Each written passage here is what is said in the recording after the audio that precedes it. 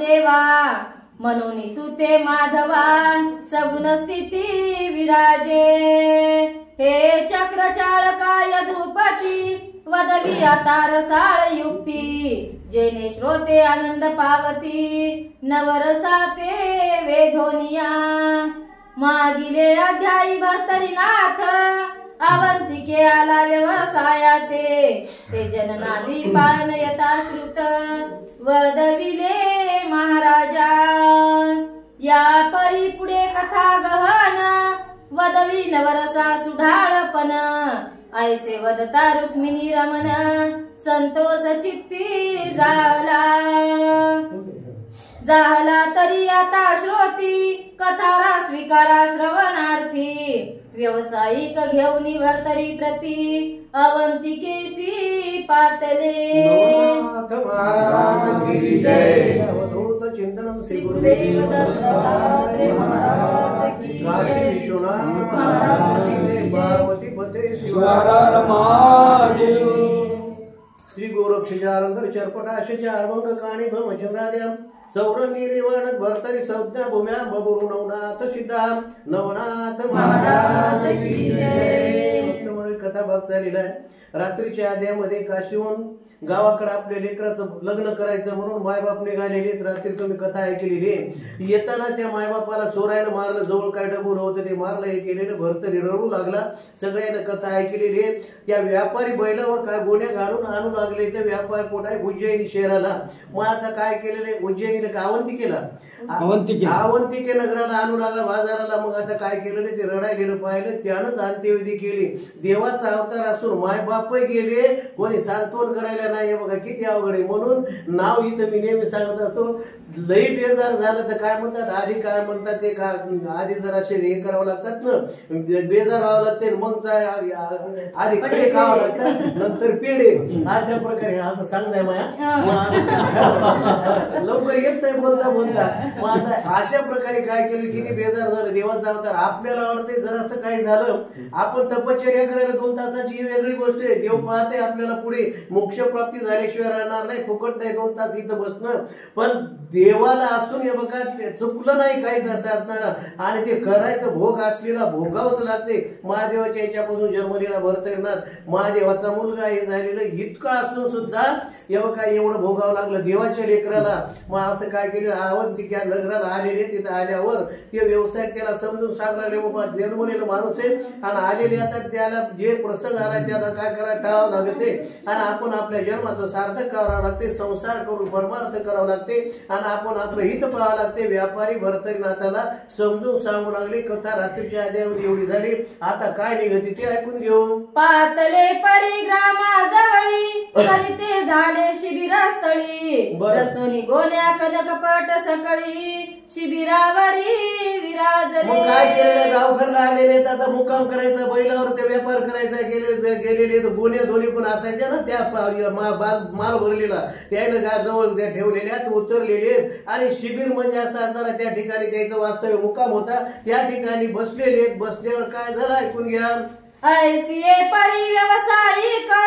उतरते झाले स्थान स्थायिक तो असता चळा गेला अर्क व्यावसायिक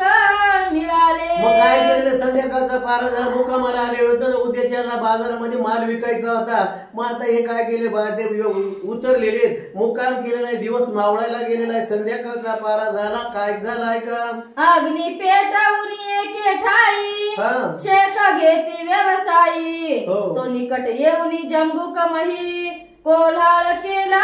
एकची काय केलेलं संध्याकाळचा पारा झाला काय केलेले शेगले आपण काय केलेले शेकोटे केलेले आता म्हणजे आता हिवाळा दिवस असेल मग आता त्याने काय केलेले जागरण एक होते आणि आपल्याला शेकायला होते म्हणून सगळ्यांना जाळ करून बसलेले ती शेकत बसलेले शेकत बसल्यावर काय केलेले तितक्यात कोले भोंक झाली कोला अचानक कोले भोंकले आता कोले भोंकले मग आता कोल्याची भाषा कोणाला कळते कोल भोंकत आपण नाही का कोल भोंकत कुठे होत असते चोर म्हणतात बाबा कोल्यासारखा आवाज काढते आणि चोर इकडे गेले कोलभूक झाली जे आपल्या खेड्यामध्ये म्हणतात ना पण हे कोल कशा करता आवाज काढणं ऐकून घ्या कोलाळ केला परिस्वभाषेत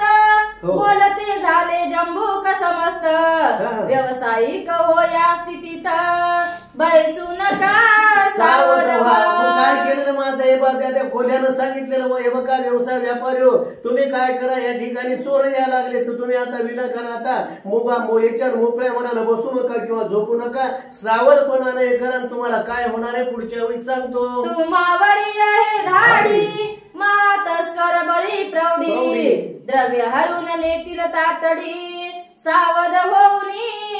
काय केलं आता एकदम लगे काय केलेलं चोराची धाडच झालेली आहे आणि चोर यायला लागले तर तुम्ही सावध बसा नाही तर तुम्हाला तुम्ही झोपसाल आणि काय करसाल हाय गायला राहसाल सगळे चोर येतील तुमच्या जवळ माल टाल काय असताना घेऊन जातील. म्हणून काय करा डोळ्यात तेल घालून आता शेकोटीमध्ये जाळून टाका आणि शेकत बसा पण सावध बसा. कोल भुकायलेले ऐकलं कोण सांगा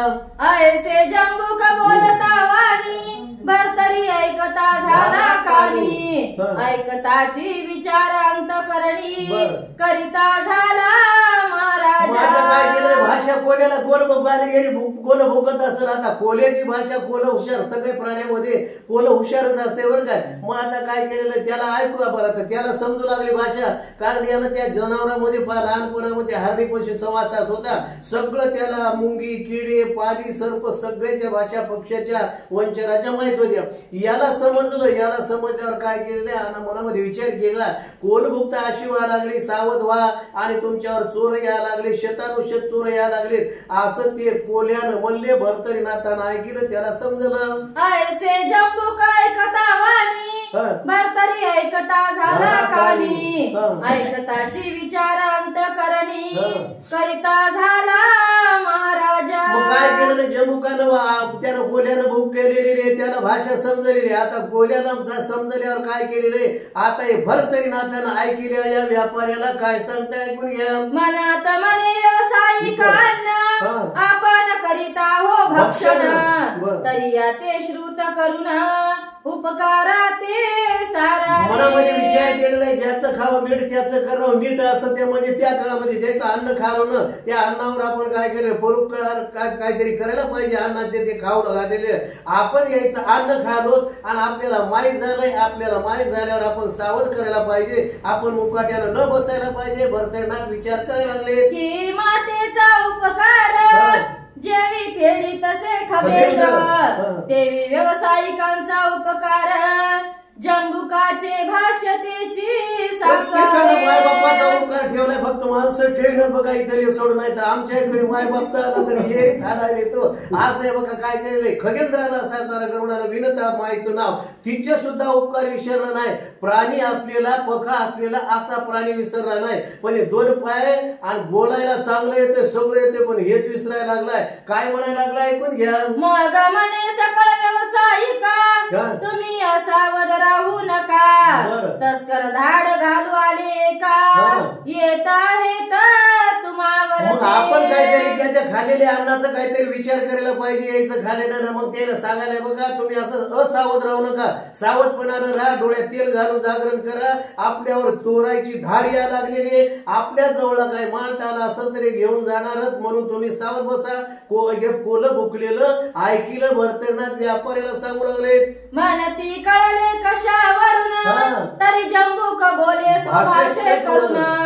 भुंकत तरी भाषा मज कळून